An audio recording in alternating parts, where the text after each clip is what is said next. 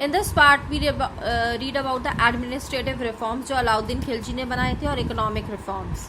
वो बहुत अच्छा एफिशिएंट एडमिनिस्ट्रेटर था। उसने ह्यूज आर्मी को मेंटेन किया था, जिससे इंटरनल रिवॉल्ट्स जो है मींस इंटरनल जो रिवॉल्ट्स होते हैं, इंटरनल कन्फ्लिक्ट्स होते हैं, उसके बारे में पता चल सके और उसको हम रिड्यूस कर सके अलाउद्दीन खिलजी। और एक्सटर्नल इन्वेजन जो बाहर के लोग उस एरिया को कैप्चर करना चाहते हैं उसके बारे में पता चल सके। उसने एस्पिनेज सिस्टम को इन्वॉल्व किया था। Espionage system means network of spy, जो अब आसपास के लोगों के बारे में जानकारी कलेक्ट कर सके और उसके बारे में पता लगा सके कि इंटरनल या एक्सटर्नल रिवॉल्ट है या इन्वेजन है, वो पहले से ही तैयार कर सके। उसने सारी असेंबलीज और बैंकेट्स को बैन कर दिया था और जितनी भी कॉन्स्पिरेंसीज थी उसके बारे में उसे पता चल सके, इसलिए उसने ऐसा सिस्टम प्रिपेयर किया था। If we talk about the economic reforms, उसने बहुत एक लार्ज आर्मी को मेंटेन किया था। बहुत सारे फाइनेंशियल रिफॉर्म्स उसने इंट्रोड्यूस किए थे। जितने भी लैंड रेंट फ्री एरियाज थे, रेंट फ्री लैंड होल्डिंग्स थी, जो किसको अलॉट करी गई थी, प्रीस्ट और गवर्नमेंट के जो ऑफिसर्स थे, उसने उन पे रेंट लगाना शुरू कर दिया था, टैक्सेस लेना शुरू कर दिया था, ताकि उसकी इनकम जो है वो अनेंस होने लगे, बढ़ने लगे। उसने डिफरेंट एरियाज में टैक्सेस को अनेंस कर दिया था। 50% टैक्सेस को इंक्रीज कर दिया था ताकि ज़्यादा से ज़्यादा रेवेन्यू मिल सके।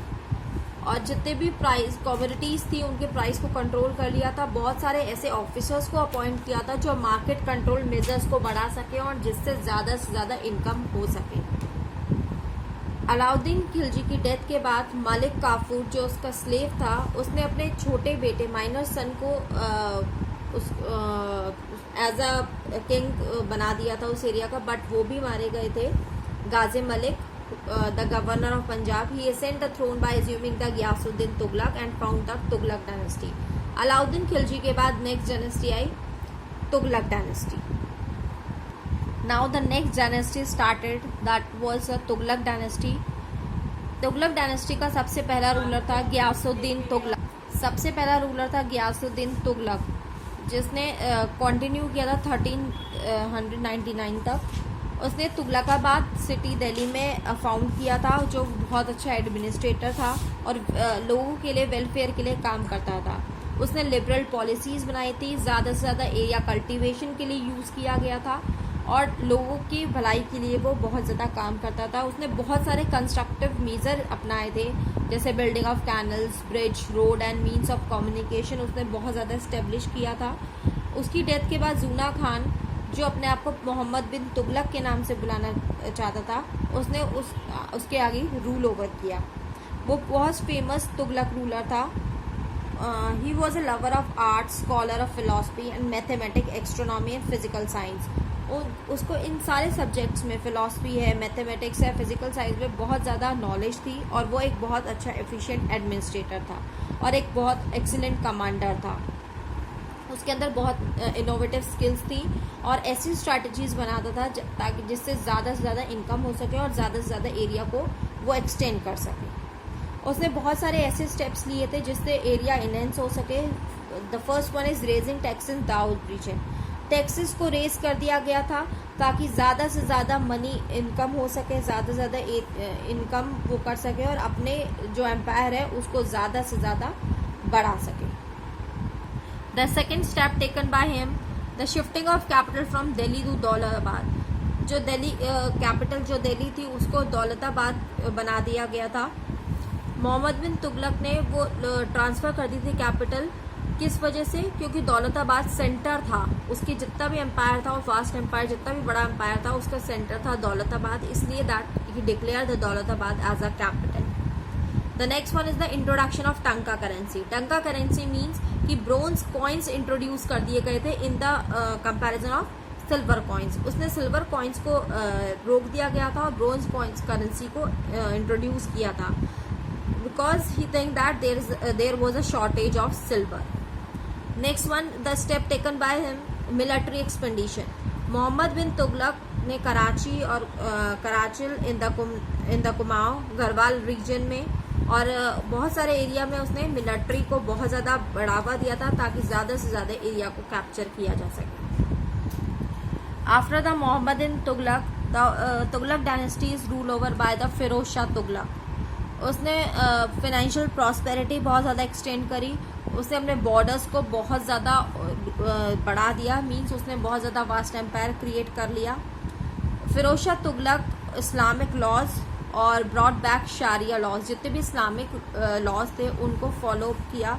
उसने बहुत सारे हॉस्पिटल्स, चैरिटेबल हॉस्पिटल्स बनाए। Darushifa near Delhi, he was known as a prolific builder. उसने बहुत सारे कैनल्स, फोर्ट्स और मॉस्क्यूज इस्टेब्लिश करे थे ताकि ज़्यादा से ज़्यादा लोगों को इस्लामिक रिलीजन और लोगों की हेल्प हो सके, वो स्लेव्स के लिए हेल्प हो सके। ये सारे काम किए थे। अपने किंगडम्स की एजुकेशन के लिए, लर्निंग के लिए उसने बहुत सारी चीज़ें प्रमोट करी थी। Literacy work is one of the important part from them. लेकिन आगे चलकर उसके जितने भी सक्सेसर थे वो बहुत ज़्यादा वीक थे, जिस वजह से तुगलक डायनेस्टी डिक्लाइन होने लगी और नेक्स्ट सैयद डायनेस्टी ने उसके ऊपर रूल ओवर किया। If we talk about the administration of Tughlaq dynasty, Tughlaq was a capable in administrator. The one of them is Muhammad bin Tughlaq. वो कभी कभी अपनी रॉन्ग पॉलिसीज़ की वजह से क्रिटिसाइज भी होता था, लेकिन उसने कुछ ऐसे काम भी करी जो लोगों की हेल्प के लिए अच्छे थे। He believed that divine right theory of kingship and hence keep absolute power in his hands. वो सारा काम करना चाहता था लोगों के द्वारा, पर उसे लगता था कि मुझे सारी पावर मेरे हाथ में रहनी चाहिए।